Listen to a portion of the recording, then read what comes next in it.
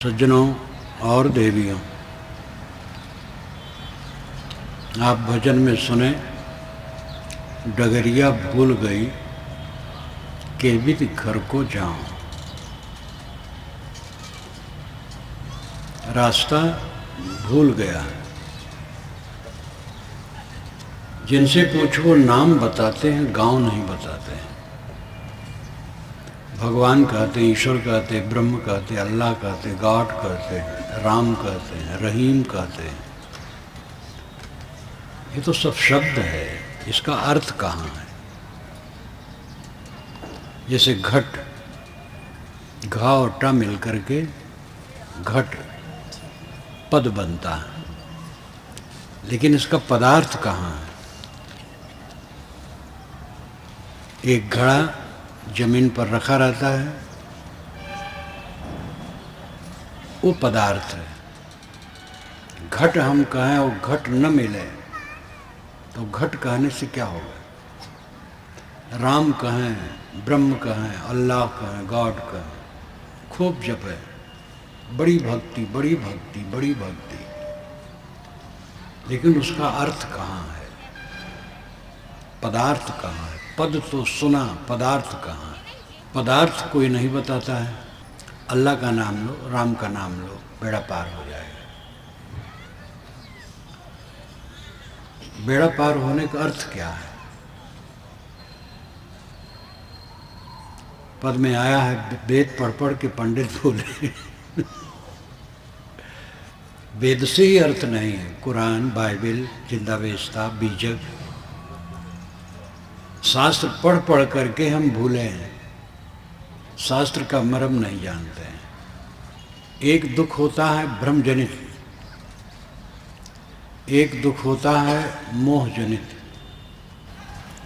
भ्रम जनित दुख भ्रम के मिट जाने पर मिट जाता है। मोह जनित दुख के लिए साधना करना पड़ता है। आपको भूत लगते हैं, प्रेत लगते हैं, समझ में आ जाए कि भूत प्रेत नाम की कोई चीज नहीं है, तो उसका दुख खत्म हो जाएगा। भूत प्रेत होते ही नहीं, भ्रम है केवल। आप कहेंगे शास्त्रों में लिखा है, शास्त्र नहीं, वेद में भी लिखा है। अथर्व वेद में तो झाड़ फूक, चंद्र मंत्र, भूत प्रेत सब है, लेकिन उसमें ज्ञान विज्ञान भी खूब है। इसलिए चारों वेदों में अथर्व वेद को ही ब्रह्म वेद कहा जाता है। तो लिखा होने से कोई बात सच नहीं होती है, और कोई गलत बात है तो उसके नाते सब गलत नहीं होती है। शास्त्र स्वतः प्रमाण नहीं है, महापुरुष स्वतः प्रमाण नहीं है, विवेक से प्रमाण है। इसलिए मत मान लो कि पुरानी पुस्तक में लिखा है, इसलिए भी मत मानो कि इस पुस्तक को मानने वाले बहुत लोग हैं, इसलिए भी मत मानो कि बड़े पुरुष कहते हैं। जो बात सामने आए उसकी परीक्षा करो, यथार्थता क्या है। कारण कार्य की व्यवस्था के अनुकूल जो बात है वो सच है, जो कारण कार्य व्यवस्था के विपरीत है वो सच नहीं। 2 2 4 ये सच है, 2 2 5 सच नहीं।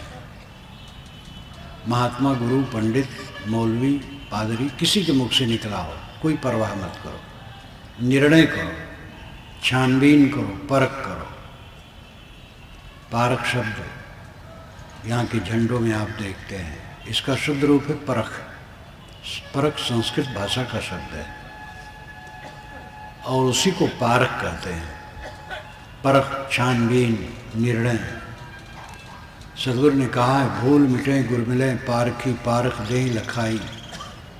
काहे कबीर, भूल की औसत पारख सब की भाई। गांठी रतन मरम नहीं जाने, पारख लेना छोरी हो। काहे कबीर, ये अवसर बीते रतन न मिले बहोरी हो। गांठी में रतन है, लेकिन लोग मर्म नहीं जानते। पारख लेना छोरी हो। जिनको पारख है वह गांठ से खोल लेते हैं रतन को। और माला माल हो जाते हैं। भूत प्रेत केवल काल्पनिक है, कहीं नहीं भूत प्रेत होते हैं, उनकी कोई योनि खान नहीं है। उनके वंशज, उनका खान पान, उनका व्यवहार कुछ तो पता लगना चाहिए। कहाँ रहते हैं, कैसे पैदा होते हैं, उनके बाल बच्चे कहाँ रहते हैं, खाना पीना क्या होता है, टट्टी पेशाब कहीं करते हैं कि नहीं। आपके आंगन में एक बैल टट्टी कर जाए तो जान जाएंगे बैल है, लेकिन बकरी टट्टी कर जाए तो जान जाएंगे बकरी है, क्योंकि कुछ प्राणियों की टट्टी के स्वरूप अलग अलग होते हैं। भूत प्रेत की टट्टी आपने कभी देखी है? खाना पानी, बाल बच्चे, वंशज कुछ नहीं, हवा है। और उस हवा में बड़े बड़े पंडित पड़े हैं, क्योंकि शास्त्रों में लिखा है अंग फड़कने से कोई हानि लाभ नहीं होता है। दाहिना फड़के बायां फड़के बिल्कुल निश्चिंत रहो। छूछा घड़ा भरा घड़ा देखने से कोई हानि लाभ नहीं है। धोबी और तेली देखने से कोई फायदा और नुकसान नहीं। कहते धोबी देखो तो शुभ है, तेली देखो तो अशुभ है। और तेल लिए तेली मिल जाए तो बंटा ढार है, और रोज तेल खाते हो तेल लगाते हो बंटा ढार नहीं होता है। तेली को बदनाम कर दी। ये सब धोखा, बिल्कुल धोखा। छींकने से कुछ नुकसान नहीं होता है, छींकने से कुछ नुकसान नहीं होता है। योगिनी दाहिने बाएं कुछ नहीं है, योगिनी नाम की कोई चीज़ें नहीं है। दिशाशूल नाम की कोई चीज़ नहीं। मंगल बुध उत्तर दिश काला, मंगल बुध उत्तर जाओगे तो काल है, लेकिन मंगल बुध को बॉम्बे से दिल्ली के लिए ट्रेनें छूटती हैं। बृहस्पति को दक्षिण जाओ तो मौत है, और बृहस्पति को भी दिल्ली से बॉम्बे के लिए ट्रेनें छूटती हैं। इतना हवा खड़ा है समाज में कि सब पिस रहे हैं। ग्रह टेढ़ा है। ग्रह आकाश में आपके ऊपर कैसे टेढ़ा है? अब आपके ऊपर टेढ़ा तो हमारे ऊपर सीधा कैसे है? खुले आकाश में जितने लोग बैठेंगे दिन में, सबको गर्मी सूरज की लगेगी। ग्रह टेढ़ा है तो पूजा करने शांत कैसे होगा? पूजा करके एक बल्ब को कोई बुझा नहीं सकता है, ग्रह को कैसे बुझा देगा? लेकिन इतना घन चक्कर है, अच्छे पढ़े लिखे लोग इसमें पिस रहे हैं। वास्तु विज्ञान के नाम पर आजकल खूब धोखा दिया जा रहा है धनियों को। वास्तु कहते हैं मकान को, जो बसाए वो वास्तु। ये संस्कृत भाषा का प्रयोग है वास्तु। घर सबको अपने में बसाता है, इसलिए उसको वास्तु कहते हैं। तकलीफ तो होनी है, कभी कोई मरण होगा, घाटा होगा, रोग लगेगा, अपमान होगा, ये जीवन में आता है। वास्तु विज्ञानी कहेंगे नहीं और कोई गड़बड़ी नहीं है, आपका दरवाज़ा गलत है, एक खिड़की गलत है, तोड़वाएंगे, आपका खूब नुकसान करेंगे। ट्रेन में चलते चलते मुझे एक वास्तु विज्ञानी मिले। मैंने कहा आप लोग बहुत नुकसान करते हैं तोड़वा करके। कहे नहीं, हम कील कर देते हैं, 1 इंच भी कहीं नहीं तोड़वाते हैं, कील कर देते हैं। मैंने कहा कील करने में कितना खर्च पड़ता है? उन्होंने मुस्करा करके कहा देखा जाता है, अब धनी ज़्यादा हैं, 2-4 लाख रुपए लिए जा सकता है, कम है लाख खान में, और कम है 1000, 10-20 हज़ार में। वैसे वास्तु विज्ञान के चक्कर में धनी लोग पड़ते हैं। मकान की विशेषता उसमें हवा प्रकाश अधिक आए, बस। जब मकान बनाओ तो हवा और प्रकाश उसमें अधिक आए, यही उसकी विशेषता है, बस। और कुछ चिंता मत करो, कोई नुकसान करने वाला आपका नहीं है। महाराज राम को शाम को बताया गया गद्दी, और शाम सुबह दिया गया वनवास। किसी वास्तु विज्ञानी के पास नहीं गए। वशिष्ठ गुरुदेव महाविद्वान, उनके पास नहीं गए कि महाराज जरा देखो ग्रह दशा मेरा क्या मामला है, कोई यज्ञ योग्य बैठा दीजिए। कहीं कुछ नहीं किए, अखंड कीर्तन नहीं शुरू किए, कुछ भी नहीं किए। एकदम जो काम करना चाहिए वो किए।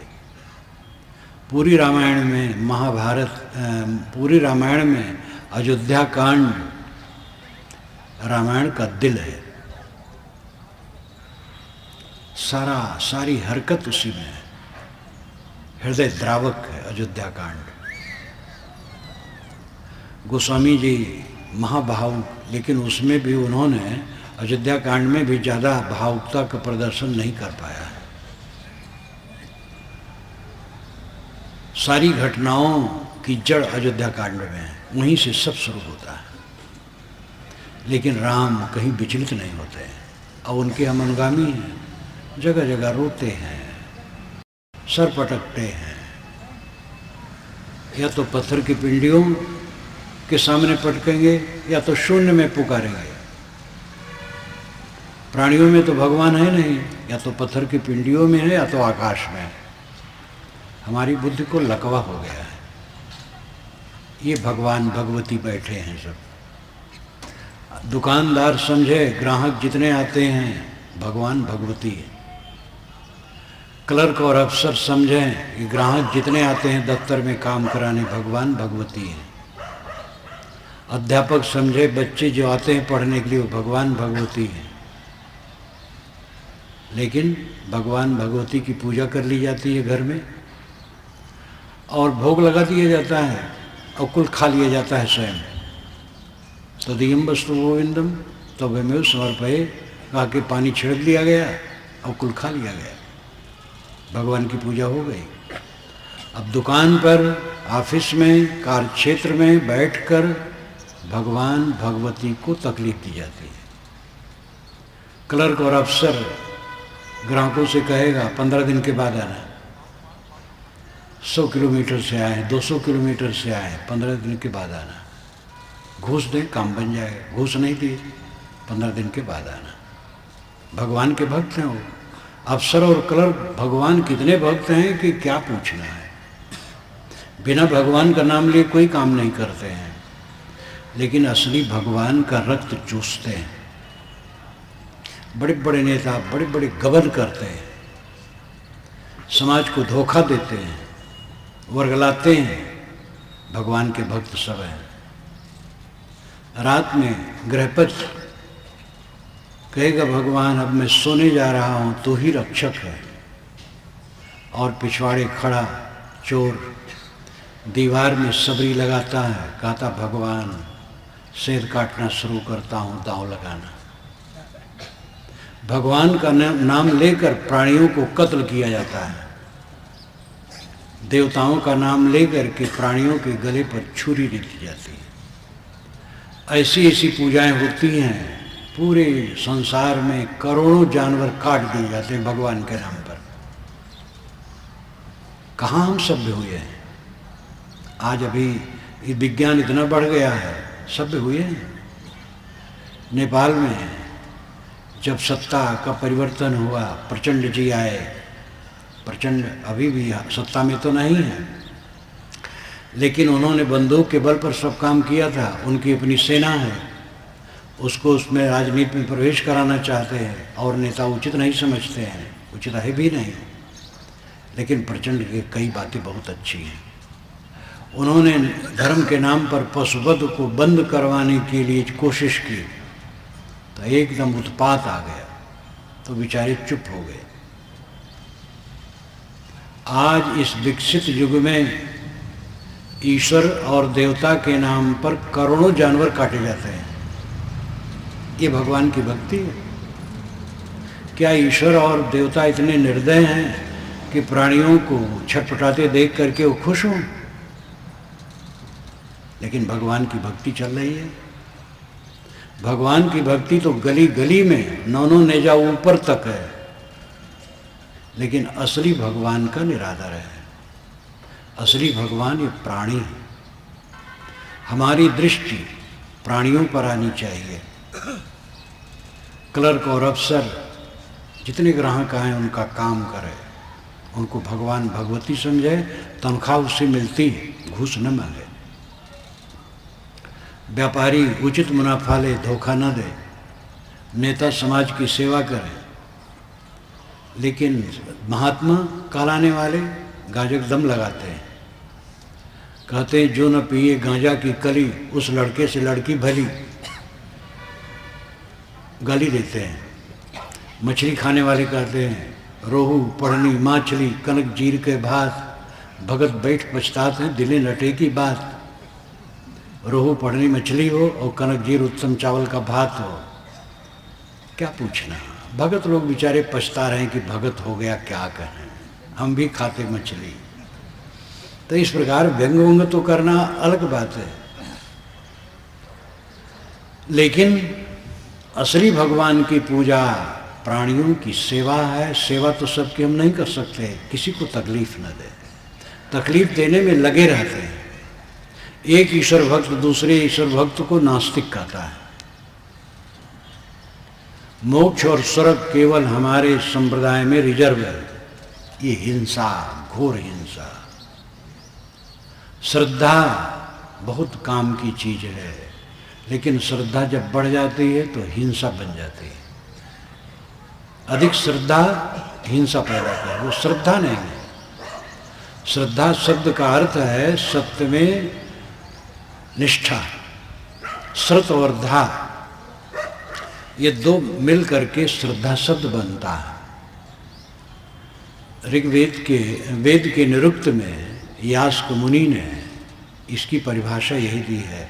आज से 2800 वर्ष पूर्व यास्क मुनि हुए हैं, मात्र उन्हीं का निरुक्त उपलब्ध है। उन्होंने 22 निरुक्तकारों का उदाहरण दिया है, लेकिन उनका कुछ पता नहीं। खाली निरुक्त यास्क मुनि के द्वारा ही उनका नाम जाना जाता है। यास्क मुनि का निरुक्त आज भी उपलब्ध है, और वेदों को समझने के लिए निरुक्त बहुत काम की चीज़ है। वैसे 70-80 वर्षों से मैकडॉनल्ड का वैदिक मैथोलॉजी ये और प्रौढ़ हो गई है। यास्क मुनि ने श्रद्धा शब्द की परिभाषा यही की है। श्रत और धा ये दो पद मिलकर के श्रद्धा शब्द बनता है। श्रत नाम सत्य, धा नाम धारण। जो बुद्धि सत्य को धारण करे वो श्रद्धावान है,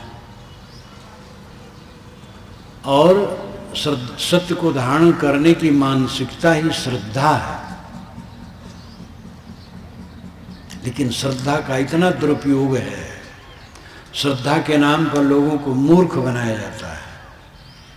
झाड़ फूक, जंतर मंतर, तांत्रिकों का रोग, ये बड़े बड़े पढ़े लिखे लोगों को भटकाने वाले हैं। काले मुंह के बानर नहीं फंसाए जाते हैं क्योंकि वो बेवकूफ़ होते हैं। उनको सिखाओ तो उनको कुछ आता नहीं। लाल मुंह के बानर बुद्धिमान होते हैं, उनको फंसाया जाता है और उनको सिखाया जाता है, उनको नचाया जाता है। पढ़े लिखे लोगों में एक तबका ऐसा है जो लाल मुंह के बानर हैं, उनको फंसा करके खूब ये लोग नचाते हैं। गुरघंटाल लोग तंत्र मंत्र, ग्रह, नक्षत्र, ज्योतिष जाल, फलित ज्योतिष, गणित ज्योतिष तो ठीक है, भूत प्रेत, जादू टोना, जंतर मंतर और 27 दिशाशूल, 7.5 तमाम बवंडर है। और उसमें ये पढ़े लिखे लोग फंसे हैं, धनी और पढ़े लिखे लोग। नेता सबसे कमज़ोर। अगर नेता होगा तो कम नेता होंगे जिसकी उंगलियों में अंगूठी न हो, और ऐसे ऐसे नेता हैं कि अंगुलियाँ घट जाती हैं और अंगूठियाँ बढ़ जाती हैं। 5-5 उंगलियाँ, 6-6 अंगूठियाँ एक हाथ में, क्योंकि वो सब ग्रह नक्षत्र सबको पकड़े बैठाए रहते हैं अपने पास। लिखा है अथर्ववेद में बात आती है, ये नग धारण करो, ये धात धारण करो, ये लाभ होगा, वो लाभ होगा। जब वेद में लिखा है तो कैसे न माने। लेकिन अंधविश्वास है केवल। वेद में हीरे मोती हैं, ज्ञान की बातें बहुत हैं, उसको लेना चाहिए। धात ग्रहण करने से, धात पहनने से ये कल्याण होगा, बिल्कुल बकवास है। लेकिन पढ़े लिखे लोग इसमें ज़्यादा भटके हुए हैं। एक मुख्यमंत्री ने एक यज्ञ करवाया था जिससे आगे भी हम मुख्यमंत्री बने रहें, तो उन्होंने बकरे के रक्त से स्नान किया था। तांत्रिक लोग बकरे के रक्त से उनको स्नान कराया था, लेकिन आगे वो मुख्यमंत्री हो नहीं पाए। एक बड़े नेता, नाम लो जान जाएंगे, पूरे भारत में नहीं भारत के बाहर भी लोग उनको जानते हैं, नाम नहीं लूँगा। 9 अंगूठियाँ वो पहने। तो एक साधु ने पूछा आप 9 क्यों पहने हैं? कहे 9 ग्रह आप नहीं जानते? चुनाव में खड़े हुए और करोड़ रुपया खर्च किए, बहुत पैसे वाले हैं, लेकिन हार गए। अब वह अपना नगर छोड़ करके दूसरे नगर से खड़े हुए तब जीते हैं। ग्रह उनको नहीं जिता पाया। अंधविश्वास में पूरा समाज सड़ रहा है, और शिक्षित और धनी लोग और सड़ रहे हैं, नेता लोग और सड़ रहे हैं। सब नेता नहीं, गांधी जी भी नेता थे, जवाहर भी नेता थे, पटेल भी नेता थे, वो इससे रहित थे, और भी आज भी हैं। अच्छे नेता आज भी हैं, हर जगह अच्छे हैं। साधु नेता व्यापारी सब जगह अच्छे बुरे सब में होते हैं। अंधविश्वास से ऊपर उठो। कोई वायव्य शक्ति नहीं है जो आपको तकलीफ दे और आपको सुख दे। हमें और आपको सुख और दुख हमारे अपने कर्मों से होते हैं। हमें अपने कर्मों को सुधारना है। डरो मत, कोई आपको तकलीफ देने वाला नहीं। अपने को संभालें, अपने को पहचानें, अपने को ठीक करें, अपने चरित्र को उज्जवल करें, ईमानदारी से रहें, मेहनत की कमाई खाएं। किसी ने प्रेम से दिया है वो ले सकते हैं, छल से किसी का ना लें। सदाचार, संयम, नियम से रहें। भ्रम से जितना अज्ञान है, भ्रम दूर होने पर वो दुख मिट जाता है। भूत प्रेत, जादू टोना, जंतर मंतर, झाड़ फूक, ग्रह लगन, मुहूर्त, दिशाशूल, शकुन अपशकुन, ये सब भ्रम है। समझ लें, ये उड़ जाएंगे। इनके लिए साधना नहीं करना है, लेकिन काम, क्रोध, लोभ, मोह, इनके लिए साधना करना पड़ेगा, तब ये धीरे धीरे मिटेंगे। जो काल्पनिक हैं वो बवंडर कल्पना दूर होने पर समाप्त। भूत प्रेत मैं भी मानता था, कबीर साहब का ज्ञान मिला वे उड़ गए। कबीर साहब का ज्ञान जब तक नहीं मिला था, भूत प्रेत, चुड़ैल, ब्रह्म राक्षस ये हमें तकलीफ देते थे, झाड़ फूक होता था। कबीर साहब की वाणी मिली तो ये सब बोरिया बिस्तर लेकर के बांध करके चले गए। मन कमजोर था, बैगा के बताया ब्रह्म राक्षस लगा है, प्रेत लगा है, झाड़ता था तो राहत लगती थी क्योंकि मनोवैज्ञानिक था। जब ब्रह्म मिट गया तो आवश्यकता खत्म हो गई। आप लोग कबीर साहब की वाणी पढ़ें, पारक सिद्धांत की वाणी पढ़ें और सारी भ्रांतियां कट जाएंगी। जड़ और चेतन का निर्णय ठीक से समझ में आ जाए, ये वायव्य कल्पनाएं सब समाप्त हो जाएंगी। आपको कर्म करने की प्रेरणा कौन करता है? आप लोगों ने सुना होगा और आप लोगों में कई खुद भी कहते होंगे, ईश्वर सूत्रधार है, हम लोग कठपुतली, जो कुछ वही करवाता है, हम कुछ नहीं। मालूम होता है इसमें बहुत बड़ी भक्ति की बात कह दी गई, लेकिन बहुत बड़ा भ्रम पैदा कर दिया गया। आप कठपुतली नहीं हैं, आप अपने कर्मों के कर्ता और विधाता हैं। आप कठपुतली होते तो प्रवचन की आवश्यकता क्या थी? कठपुतली न सुधरी है, न बिगड़ी है, न सुधरती है। आप सचैतन्य हैं, आप अपने कर्मों के कर्ता और विधाता हैं। आपका सोचना, बोलना और करना ये आपके जिम्मे है। जो आप सोचते और बोलते करते उसके आप जिम्मेदार हैं।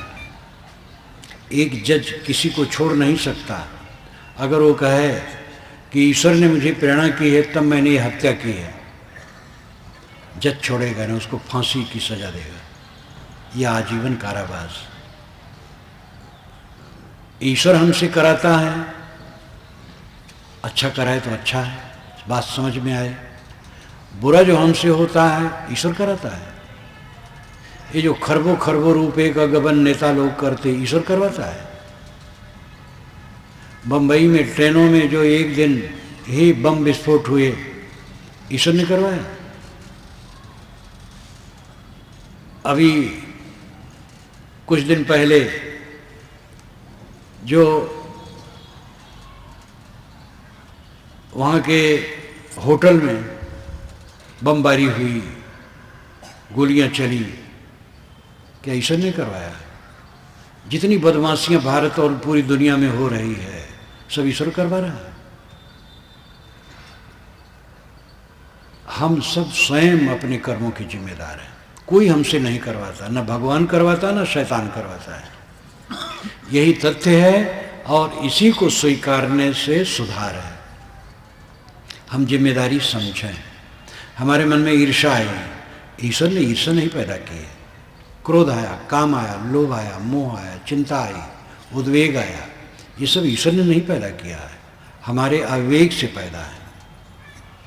हमने गाली दी, कटु कहा, दुर्व्यवहार किया, झूठ बोला, ईश्वर ने नहीं करवाया है, हमने किए। हमने चोरी की, हत्या की, व्यभिचार किया, ईश्वर ने करवाया है, हम खुद किए। इसलिए हमें छोड़ना है, तभी दुख से छुटकारा है। इसकी चर्चा पंडित महात्मा नहीं करते, सब भगवान करता है। भगवान की घुट्टी इतना पिलाते हैं कि असली भगवान भूल जाता है। भगवान की माया सबको नचा रही है, ये तो आप सुने होंगे। भगवान की माया अघटित घटना पटी सी दृश्या अनिर्वचनीया। जो घटना न घटे वो भगवान घटा दे, भगवान की माया घटा देती है। अनिर्वचनीय, उसका निर्वचन कथन नहीं हो सकता है, दृत्या तरा नहीं जा सकता है। भगवान की माया बड़ी प्रबल है, भगवान ने माया डाल दी है। एक भक्त से मैंने कहा, तुम सत्संग में क्यों नहीं आए? कहे साहब क्या करूं, भगवान ने ऐसी माया डाली है कि फुर्सत नहीं। मैंने कहा ऐसे भगवान से हटो, तो हंसने लगे। भगवान सज्जन है कि दुर्जन है, पहले ये सोच लो। भगवान दुर्जन नहीं होता, सज्जन होता है। तो भगवान माया कैसे रखेगा? माया कहते छल कपट को। छल कपट भगवान कैसे करेगा? इसमें मूल बात है, जगत कैसे बना, इसकी चर्चा सदा से रही। वेदों में ये चर्चा आती है, कैसे बना, प्रश्न किया गया। ऋषियों ने अपनी अपनी सोच के अनुसार कह दिया। कोई कहा ब्रह्म से जगत बन गया, कोई कहा प्रकृति से बना। वेद में दोनों बातें हैं। गौड़पादाचार्य ने अपने मांडू कारिका में लिखा है, भूतो अभूतो आप सृजमाने समाश्रुति ही निश्चितम युक्त युक्तम चा यतद्भूत नेतरेत।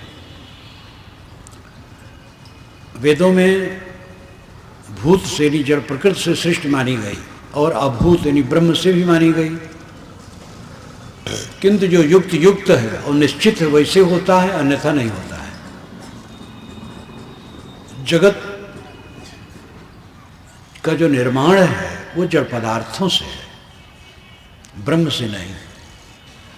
ये माटी पानी आग हवा जड़ है, ब्रह्म तो चेतन है। लेकिन दोनों बातें कही गई हैं। तो ब्रह्म से जगत बना, तो ब्रह्म शुद्ध है, उससे जगत कैसे बनेगा? तो उसने अपनी माया से बना दिया। तो माया से बना दिया, अब माया से तो जगत बन गया। अब माया क्या करे?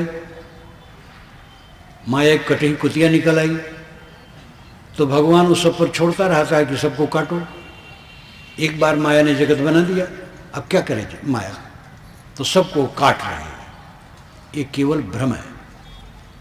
जगत माया से नहीं बना है, जगत है। आ गया प्रकृति पुरुष अनादि है, प्रकृति जड़ पुरुष चेतन दोनों अनादि है, दोनों बने नहीं हैं। इनके गुणधर्मों से जगत नित्य है। पहले मुर्गी है कि अंडा? मुर्गी। तो अंडा बिना मुर्गी कैसे? हाँ हाँ, अंडा पहले है, लेकिन मुर्गी के बिना अंडा कैसे होगा? पहले कर्म है कि देह, पहले बीज है कि वृक्ष? ये प्रवाह नित्य है, जगत कहीं से बना नहीं है। जगत सब समय है, परिवर्तन होता रहता है बस। भ्रम में समाज काफी डूबा है। माया हमारे मन का मोह है। माया आकाश में नहीं बैठी है, परमात्मा की माया नहीं है, हमारी माया है। एक लड़के ने एक लड़की से मोह किया, कॉलोनी के लोग, मोहल्ले के लोग सब दुखी हैं, दोनों पक्ष के लोग दुखी हैं, लेकिन दोनों नहीं मान रहे हैं। इसमें भगवान की माया है कि उस लड़के और लड़की की माया है? आप स्वयं सोचिए। भगवान की माया नहीं है। बिना जाने समझे लोग बोलते रहते हैं, सोचते तो थोड़े हैं, बस उसको भक्ति मानते हैं। एक वैष्णव संत मुझसे मिलने आए। उन्होंने कहा, महाराज राम जी की इच्छा से हमारे मंदिर में 3 कमरे खाली थे, राम जी की इच्छा से उसको किराए पर दे दिया। राम जी की इच्छा से किराएदार किराया ही नहीं देता है। तो मैंने कहा, क्या बुरा करता है? जब राम जी की इच्छा से नहीं देता तो क्या बुरा करता है? और उनका तकिया कलाम वैसे कहना है, सूझ नहीं है इसका अर्थ क्या होता है। एक भक्त है कि महाराज आपकी कृपा से धान पान अच्छा हुआ है, आपकी कृपा से महाराज लड़की की शादी कर दी, आपकी कृपा से महाराज भैंस ब्याई है, आपकी कृपा से महाराज पड़वा मर गया। तो उनसे कहा गया, भाई हमारी कृपा सब हुआ अच्छा हुआ, ये पड़वा मरना अच्छा नहीं हुआ। और तथ्य क्या है? धान पान भी हमारी कृपा से उनको नहीं हुआ है। पानी वर्षा है, वो मेहनत किए तो धान हुआ है। लड़की की शादी करना था, मेहनत किए, देखे समझे किए, वो हमारी कृपा से उसमें कुछ नहीं। भैंस भी आई, वो अपना श्रेष्ठ कर्म है, मेरी उसमें कृपा क्या है? पड़ा मर गया उसमें हमारी कौन कृपा है? लेकिन उनको कृपा कहना है। तकिया कलाम लोग रखते हैं। कुछ लोग कहते हैं जौन है तौन, हर बात में जौन है तौन। कुछ लोग कुछ। एक मियाँ जी रहे हैं तो उनका तकिया कलाम रहे तोरे मुंह पर, वे अपने को बहुत साफ माने, तो हर बात कहें, हम कहते हैं तोरे मुंह पर, तो तोहरे मुंह पर इतना अभ्यास हो गया कि हर बात में तोहरे मुंह पर। उनकी लड़की की शादी देखने के लिए लोग आए, बर वाले अपनी लड़की की प्रशंसा करने लगे। कहे, देखो भैया हमारी लड़की ऐसी वैसी नहीं तोहरे मुंह पर, वह सवेरे 4 बजे उठती तोहरे मुंह पर, और जूता चप्पल खड़ाऊँ सभी की तरफ कर देती तोहरे मुंह पर, और झाड़ू लगा करके कूड़ा कचरा सब बुहार देती ही तोहरे मुंह पर। तो उन लोगों ने कहा, भैया ऐसी बहू नहीं चाहिए तो हर बात में तोहरे मुंह पर, उनका तकिया कलाम। तो ऐसे भगवान की माया, तकिया कलाम भगवान की माया। कितना धोखा में इंसान पड़ा है। कबीर साहब ने कहा, माया माया सब कहे, माया लखे न कोई, जो मन से न उतरे माया कहिए सोए। मोह वैर ये 2 होते हैं, राग द्वेष, यही माया है। हमारे मन पर ये चढ़े हैं, इनको उतार दो, माया से अतीत हो गए। और ये आपने चढ़ाया है, आपको उतारना है। ईश्वर की कृपा होगी तब कल्याण हो जाएगा। आज तक आपका कल्याण नहीं हुआ। ईश्वर बेचारा आज तक कल्याण नहीं आपका कर पाया। ईश्वर का बस चलता तो आप दुख में पड़े रहते। ईश्वर का बस चलता तो ये राजनेता लोग इतना बड़ा बड़ा गमन कर लेते। राजनेता, धर्म नेता, व्यापारी लोगों में से एक वर्ग ऐसा है जो समाज को चूसता है और धोखा देता है, और भगवान कुछ नहीं कर पाता है। जेब कतरों का भगवान कुछ नहीं कर पाता, और जेब काटते हैं वही भगवान रहता है, कुछ नहीं कर पाता है। ऐसे भगवान के भरोसे पर बैठे रहोगे, आपका कल्याण हो जाएगा? आप भगवान हैं, अपने को पहचानें। भगवान शब्द बढ़िया है, परमात्मा शब्द बढ़िया है, लेकिन उसकी चरितार्थता आप में है। अपना जगो, मोह भंग करो। गलत आचरण में चल करके कभी भी सुख शांति नहीं। सीता जी ने स्वर्ण मृग को देख के मोह किया, महाराज राम भी उसका समर्थन किया, लक्ष्मण ने समझाया लेकिन राम नहीं माने, और परिणाम तुरंत क्या हुआ? सीता रावण के कैद खाने में रो रही हैं और राम बन बन रो रहे हैं। सोने के मृग के पीछे पीड़ा, और ये पीड़ा इतनी लंबी चली, राम रावण युद्ध हुआ, और अयोध्या से भी सीता जी को राम ने निकाला। नैमिषारण्य क्षेत्र में वह श्री राम के ही यज्ञ में जमीन में प्रवेश किए। दुख दुख दुख। एक सोने के मृग के पीछे राम और सीता को घोर कष्ट। हम लोग सब सोने के मृग के पीछे भाग रहे हैं। वो रूपक हो सकता है, सोने का मृग जो मारीच बना, मैंने वहाँ रामायण रहस्य में लिखा है, कई घंटे की सामग्री उसमें है, वो संभव नहीं है। जब मारीच गिरा है, बाण लगा है, तब कहा हा लक्ष्मण हा सीते, और ये सीता और लक्ष्मण दोनों आश्रम में सुन लिए हैं। तो इसका मतलब है कि कुछ 100 गज की दूरी पर वो घटना घटी होगी और राम झट से आ जाएंगे, लेकिन कई घंटे की सामग्री वहाँ है वाल्मीकि रामायण में। उस प्रसंग को मैंने विस्तार से लिखा है। तो सीता हरण किसी दूसरे ढंग से हुआ होगा, वो ढंग उपयुक्त नहीं है, लेकिन एक रूपक आप मानिए, राम और सीता जैसे उच्च सोने के मृग में मोहे तो जीवन भर रोना पड़ा। हम लोग सोने के मृग के पीछे पड़ेंगे तो रोना नहीं पड़ेगा। सब सोने के मृग के पीछे भाग रहे हैं, सब भाग रहे हैं, सब भाग रहे हैं, और सोने का मृग कहीं नहीं होता है। सुख के पीछे हम भाग रहे हैं और सुख कहीं नहीं है। आप हीरा खरीद सकते हैं, चांदी सोना लोहा कपड़े बर्तन फर्नीचर खरीद सकते हैं, मिट्टी गोबर ला सकते हैं, 1 तोला कहीं से सुख ला सकते हैं। सुख लंबा है कि छोटा है, बड़ा है, पतला है कि मोटा है, उजला है कि काला है, सुख की परिभाषा कहीं कर पाए? सुख कहीं मिला है? सुख नाम की चीज कहीं है ही नहीं, और उसके पीछे हम भाग रहे हैं। भागते भागते ये बूढ़े लोगों के बाल पक गए और चिकन आ गई। जवान लोग उनसे पूछ लें कि बाबा सुख आपको मिला, तो बताएंगे। ये बूढ़े लोग जवानों को क्यों नहीं बता देते हैं? मालूम होता बूढ़ों को ईर्ष्या है जवानों से, तो ये बूढ़े बताना भी नहीं चाहते।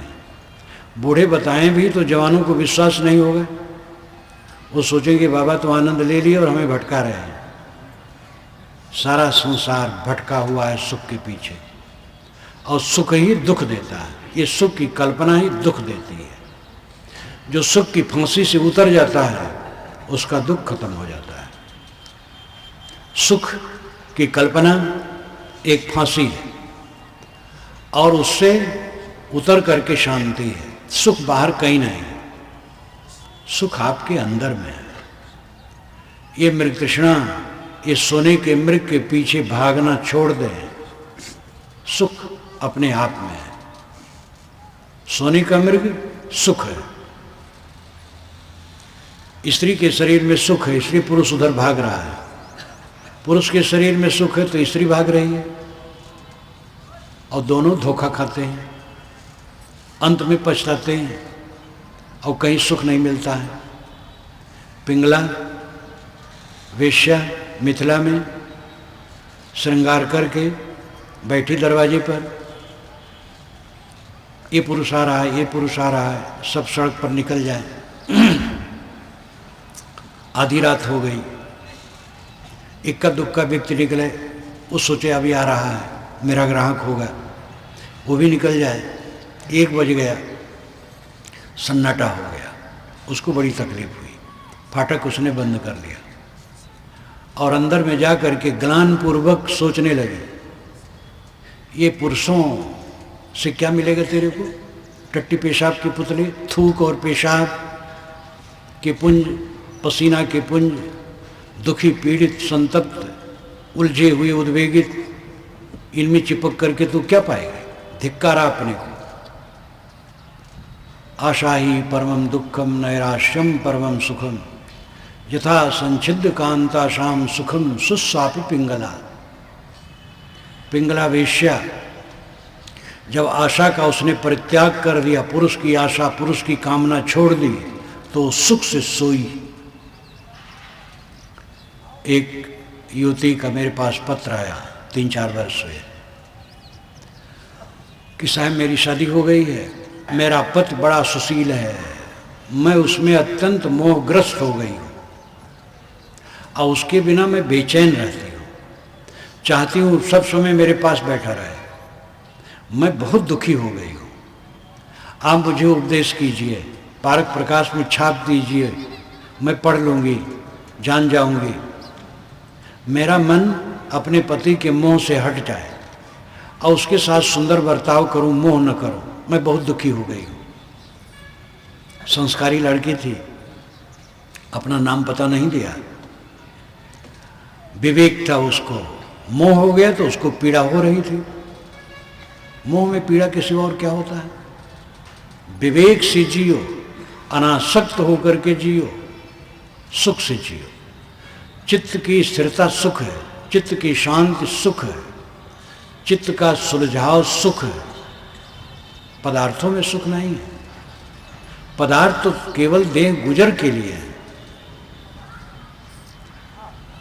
दुनिया की सारी चीजें देह गुजर तक ही वह साथ दे सकती हैं, उनमें सुख नहीं है। सुख है चित्त के सुलझाव में, और चित्त सुलझेगा राग द्वेष त्यागने से। पदार्थ अपने बस में नहीं है, बदलने वाले हैं। जिन मनुष्यों के बीच में हम रहते हैं उनके सबके स्वभाव अलग अलग है, उनके गुणकर्म और संस्कार अलग अलग है। सब में से अमृत और जहर निकलता है, सब में जहर भी है और अमृत भी है। अमृत तो ज़्यादा दबा रहता है, जहरे रहता है, निकलता है। शील, क्षमा, दया, करुणा, प्रेम, ये अमृत है। क्रोध, काम, लोभ, द्वेष, चिंता, उद्वेग, ये विष है। सबके अंदर से विष उबलता है। क्रोध, भवक, ईर्षा, द्वेष, लड़ाई झगड़ा, खिंचातानी, आपाधापी, सबके अंदर से जहर उबलता है। दूसरे के उबले हुए जहर को सह लो और अपने जहर को मारो, ये सुख का रास्ता। पत्नी ने कट कह दिया, आप शांत रहें, वो समझ जाएगी। आप शीतल रहेंगे, वो भी समझेगी। आप भी लड़ेंगे तो और दुख बढ़ेगा। पत्नी कह दिया, पत्नी सह ले। लड़के ने कट कह दिया, पिता सह ले। कोई कट कह दे, अगला आदमी सह ले। सबका स्वभाव अलग अलग है, समय से जहर उबल आता है। सारा संसार तो पागल है, हम सब पागल हैं, सब पागल हैं। ये पागल खाना संसार, हमारा पागलपन, आपका पागलपन, अपने पागलपन को मारें, दूसरे के पागलपन को सहें, ये सुख का रास्ता है। महाभारत के अंत में एक बड़ा बढ़िया मंत्र आता है, बहुत मंत्र हैं लेकिन ये याद आया, नहीं सप्ताह प्रतिसपामि किंचित दमम द्वारम हमृषयो वेदिम गुह्यम ब्रह्म तदिदम ब्रवीम नहीं मानसा श्रेष्ठतरम किंचित। जो मुझे गाली देता है मैं उसको थोड़ी भी गाली नहीं देता हूं, क्योंकि मैं समझता हूं कि अपने मन को मारना ही अमृत का द्वार है। मैं एक गूढ़ बात बताता हूं, मन से बढ़ करके कुछ नहीं, पूरी बात पारक की। मनुष्य सर्वश्रेष्ठ है, और उसकी श्रेष्ठता है आक्षेप विक्षेप दूसरे द्वारा जितने भी आए उनको निर्विकार भाव से सह ले और स्वयं अपना मन शांत रखे, फिर अगले का भी सुधार होगा। पाकिस्तान जब हमला करे तब बात अलग है, बंदूक लेके चलो। कलकत्ता में एक बार प्रवचन में कर रहा था, जब प्रवचन से अलग बैठा तो सेना के नौजवान बहुत सुन रहे थे, मुझे घेर के खड़े हो गए कि महाराज आपकी बात मानी जाए तो भारत का एक ही दिन में भट्टा बैठ जाएगा, चीन हमला करे और हम चुपचाप बैठे रहें। मैंने कहा चीन पाकिस्तान कोई जब हमला करे तो मुझे भी बंदूक दीजिएगा, मैं भी चलूँगा लड़ने। मैं आध्यात्मिक बात कह रहा हूँ, आपस में ही एक दूसरे से प्रेम नहीं करोगे तो बंदूक उठा लोगे। आपकी पत्नी ने कट कह दिया तो क्या आप बंदूक उठाएंगे कि पंचायत करेंगे कि मुकदमा दायर करेंगे? आध्यात्मिक क्षेत्र यह है। अगर आध्यात्मिक कल्याण चाहते हो तो सहना सीखो, न सह करके घर घर में कलह है, सबको अहंकार है, मेरी बुद्धि ज्यादा है और मेरा आचरण सबसे ज्यादा पवित्र है, और ये बहुत नुकसानदेह है। हम समझें हमारी बुद्धि छोटी है, हमसे बड़े बड़े आचरण वाले हैं, सबसे खोटा मैं हूँ। अपने को पीछे और नीचे करो, विनम्र बनो। सदगुरु कबीर की आधी साखी काफी है, तरने को है दीनता, डूबन को अभिमान। तरने के लिए दीनता काफी, डूबने के लिए अभिमान काफी है। पदार्थों में परिवर्तन होगा, रोक नहीं सकते हो। लोगों का मन बदलेगा, रोक नहीं सकते हो। जो आदर करते हैं उनसे निरादर हो जाएगा समय से। 20 बार आदर उन्होंने किया, 30 बार आदर किया, एक बार निरादर हो गया, क्यों गाल फुला लिए? मीठ वचन अनेक बार बोला, एक बार कट हो गया तो दुश्मनी साध ली। जो साथ साथ रहते हैं, सब काम धाम करते हैं, उत्तेजना आ गई, कुछ अन्यथा कह दिए तो उनसे लड़ करके फिर शांति मिलेगी। सहो, प्रेम से सहो। ये जो मोह का विषय है, आसक्ति का विषय है, जीतने से दुख दूर होगा। इसके लिए साधना करना पड़ेगा। तथ्य को समझने से मोह अपने आप उड़ जाता है। तथ्य क्या है? जिन चीजों से, जिन घटनाओं से हम दुखी होते हैं, वो कुछ ही दिन में कुछ नहीं रह जाता है। आप लोग ध्यान दीजिए, आज से 5 वर्ष पूर्व आपको अमुक ने गाली दी थी, सबके बीच में अपमान किया था, क्या धरा है कुछ आज? जिसने अपमान किया था वो स्वयं पछताया होगा, जिसने कट कहा स्वयं ग्लानि उसने किया होगा। आज अगर कोई घटना है दुखद, रहेगी घटना? कुछ रहता नहीं, सब भागा चला जा रहा है, सब भागा चला जा रहा है। पानी की बुलबुली की तरह सब बन रहा है, मिट रहा है, बन रहा है, मिट रहा है। जिनसे हम दुखी हैं वो झूठ है, जिन जिन बातों से हम दुखी होते वो झूठ है। आज यहीं आकर के कोई हमें गाली देने लग जाए, दे ले गाली, खूब दे ले। हमें कह देना चाहिए भैया और जोर लगाओ, जम के गाली दो हमें, हम गाली खाने योग्य हैं। उसकी गाली मर जाएगी, न मरे ठीक, दे गाली, उसका लाभ है, मेरा नुकसान नहीं। वीर बनो। गाली देने वाला कमजोर है, सहने वाला बलवान है। एक आदमी उत्तेजित होकर के बड़बड़ा रहा है और एक आदमी सिर झुका के सह रहा है। दोनों बलवान कौन? जो सिर झुका के सह रहा है। ये आध्यात्मिक पथ है, कल्याण का यही रास्ता है। घर में जो कलह है इसी रास्ते से मिटेगा, तलवार लेके नहीं, डंडा लेके नहीं। आज के ज़माने में भी कितने पुरुष डंडा उठा देते पत्नी पर, क्योंकि इनको तो दासी माना गया है। अब आप लोग सब भगवान हैं, ये बीच की बात है। वेदों में ऐसा नहीं है, वेद में तो मित्र की तरह माना गया है। बाल विवाह वेद काल में नहीं होता था। बाल विवाह जब शुरू हुआ तब से धीरे धीरे इनको पढ़ने भी अधिकार छीन लिया गया, पढ़ नहीं सकती हैं। जबकि वैदिक युग में वेद मंत्रों की रचयिताएं 1 दर्जन से अधिक स्त्रियां हैं। वेद क्या कहते मेरी पुस्तक है उसकी भूमिका ही में मैंने सब लिखा है और नंबर दिया है, मूल से कोई जांच ले।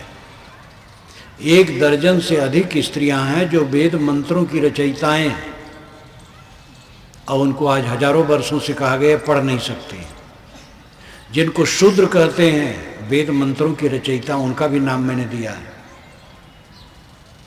वेदव्यास धीवरी के बच्चे वेदों के अंतिम संपादक हैं। ये तो पीछे कोढ़ निकला है, वर्ण व्यवस्था को लेकर के नरक कर दिया गया है हिंदुस्तान को। वर्ण व्यवस्था ने इतना नुकसान किया है कि हिंदू समाज को तोड़ करके रख दिया है। ब्राह्मण है जो आत्मज्ञानी है, संयमी है, त्यागी है, वो ब्राह्मण है, कोई भी हो। विद्वान, ज्ञानी, शासक, व्यवसायी, कलाकार और श्रमिक, ये 5 वर्ग दुनिया में सर्वत्र होते हैं। और वेदों में बारंबार पंचवर्ग की चर्चा आई है। पंचवर्ग, पंचवर्ग, पंचवर्ग, वो 5 यही है: ज्ञानी, शासक, व्यवसायी, कलाकार और श्रमिक। ये 5 वर्ग के लोग पूरी दुनिया में होते हैं। पंच एमिरे जनाः ऋग्वेद में आता है। पंच जनाः एमिरे, 5 जन हवन करते हैं। वेद में आता है ज्ञानी भी हवन करता है, शासक भी हवन करता है, व्यवसाय भी हवन करता है, कलाकार भी करता है, श्रमिक भी करता है। आगे चल करके ब्राह्मणों ने कहा शूद्र वेद नहीं पढ़ सकते, वो यज्ञ नहीं कर सकते, वो काम करें, मोटा काम करें। बड़ा षड्यंत्र करके पीसा गया है जनता को। सदगुरु कबीर को इसी पर तकलीफ हुई और काशी पंडितों की नगरी में घोषणा किया, काको कहिए ब्राह्मण शूद्रा, झूठे गर्भ भुलो मत कोई, हिंदू तुरुक झूठ कुल दोई। और उन्होंने चाहा कि मानव मात्र का समान अधिकार सभी दिशाओं में हो और कोई किसी को अछूत न कहे। भारत आज़ाद होने पर वो कानून बन गया। ये कबीर विचारों की सही विजय है। मनुर्भव जनया दिव्य जन्म, मनुष्य बनो दिव्य जन समाज पैदा करो, वेद की ऋषि कहते हैं। दुख हमारे अविवेक, हमारे अज्ञान, हमारे मोह, हमारी आसक्ति से, हमारी लोलुपता से है, हमारी चाहना, वासना, अहंकार से। सारा कूड़ा कचरा हमारे दिमाग में है, उसको निकालें, अपने को निर्मल करें, फिर दुख नहीं होगा। कोई न भगवान दुख देता है, न शैतान दुख देता है, और न कोई आपका उद्धार कर सकता है। कोई भगवान आपका उद्धार करने वाला नहीं है। गुरु महाराज भी केवल रास्ता बताएंगे, उद्धार आपका नहीं कर पाएंगे। ऐसे गुरु लोग हैं जिनके चेले कहते हैं हमारे गुरु से दीक्षा ले लो, करना कुछ नहीं, बेड़ा पार हो जाएगा। दीक्षा तो गुरु शिष्य के संबंध को जोड़ता है। फिर शिष्य गुरु के उपदेशों को लेकर के अपने जीवन को शोधे। शिष्य का मतलब है जो शासन माने। संस्कृत में शासन का अर्थ है उपदेश। गुरु के उपदेश को जो माने वो शिष्य है। तो दीक्षा तो गुरु शिष्य को जोड़ती है। खाली दीक्षा से मोक्ष हो जाएगा, लेकिन दीक्षा कोई नहीं लेगा, जुड़ेगा नहीं, तो फिर आगे काम क्या करेगा। दीक्षा तो हर जगह होती है। राजनीतिक पार्टियों में नाम लिखाया जाता है, शपथ ग्रहण किया जाता है, वो दीक्षा है। लड़की लड़के का विवाह होता है, वो दीक्षा है। दीक्षा तो हर जगह है। आध्यात्मिक क्षेत्र में दीक्षा तो आवश्यक है, लेकिन समझ बूझ के दीक्षा हो। और दीक्षा के बाद शिक्षा और आचरण, सस्ते नुस्खे दे करके समाज को खूब भटकाया गया है। 18 पुराण और महाभारत इन 19 जिल्दों से छांटा जाए तो 40,000 श्लोक मिलेंगे जो दिमाग खराब कराऊ है। 40,000 श्लोक, और ये व्याप्त है। गंगा में नहाओ सब पाप कट जाएगा, नर्मदा का नाम लेने से मोक्ष हो जाएगा, नर्मदा का नाम लेने से मोक्ष हो जाएगा, इतना सरल रास्ता है, कभी मोक्ष नहीं होगा। नर्मदा का नाम लो और देखो आपके मन में काम क्रोध लोभ मोह नहीं है तो मोक्ष हो गए। गंगा में नहा के निकलो और देखो आपका मन बिल्कुल निर्मल है, अब राग द्वेष से मुक्त है, तो जरूर मोक्ष हो गए। गंगा में नहा करके निकलते हैं लोग तो उन तम्बाकू बना करके खाते हैं, तम्बाकू तक नहीं छूटा तो मोक्ष कैसे हो जाएगा? अमुक नाम लो सब पाप भस्म हो जाएगा, नाम लेते रहते हो पाप करते रहते हैं। मोक्ष होना पाप भस्म होना उसका लक्षण होता है। पाप भस्म होने का मतलब है चित्त का निर्मल होना, मोक्ष होने का मतलब है निष्काम शांति अवस्था प्राप्त होना। अंधविश्वास में समाज डूबा है, अपने को उठाओ। कबीर वाणी जगाती है, कबीर वाणी ऐसी है कि मानो गुप्तचर, हर जगह पहुंच करके सब तथ्य का उद्घाटन करने वाली। अद्भुत थे कबीर, लोग कहते पढ़े लिखे नहीं थे, हजारों पढ़े लिखे उन पर निछावर करने योग्य। उनकी वाणी बीजक आप देखिए आदि से अंत तक एकदम आध्यात्मिक होते हुए वैज्ञानिक तर्कों से भरी हुई है। मैंने आपसे कहा था कि कुछ दुख ऐसे हैं जो अंधविश्वास से उत्पन्न है और कुछ दुख ऐसे हैं जो मोह से उत्पन्न है। अंधविश्वास की बातें, अंधविश्वास का दुख निर्णय समझ करके वो खत्म हो जाता है। भूत प्रेत जादू टोना जंतर मंतर समझ लो बस सब खत्म हो जाए। मैं ये सब मानता था। 3 महीने मैं बीजक का अभ्यास किया, सन 50-51 की बात है, और मेरा सब भ्रम कट गया। इसके लिए कोई साधना मुझे नहीं करना पड़ा, लेकिन मोह और आसक्ति के लिए इसके लिए साधना करना आवश्यक है। आप लोग भी स्वतंत्र चिंतक बने, अंधविश्वासी न बने, उदार बने, निर्णय को स्वीकार करें और साहब की वाणी का मनन चिंतन करें। आपको निर्भ्रांत ज्ञान मिलेगा। उपनिषद के चिंतक कहीं भूत प्रेत नहीं कहते हैं, कहीं कोई माया हो या नहीं कहते भगवान की माया नचा रही है, कहीं नहीं संप्रदाय की बात करते इस संप्रदाय से मोक्ष होगा इससे नहीं होगा। वह आत्मज्ञान की बात कहते और सदाचार की बात कहते हैं। लेकिन उपनिषद का चिंतन पंडितों ने छोड़ दिया। पुराणों की रचना हुई और इसी को लेकर के अपना व्यवसाय में लग गए। केवल एक पंडित दोषी नहीं है, ब्राह्मण पंडित, कबीरपंथी पंडित भी उसमें लग गया। कबीर साहब ने निर्णय की बात कही तो कितने कबीरपंथी हैं जो झाड़ फूक में पड़े हुए हैं, अंधविश्वास में पड़े हुए हैं। हर जगह पंडित मौलवी बन जाते हैं। इसलिए उदार चिंतनशील बने, दुखों का अंत होगा सच्ची समझ से और आसक्ति को जीतने से। इस पर काम करें। मैं अपनी वाणी को विराम देता हूँ।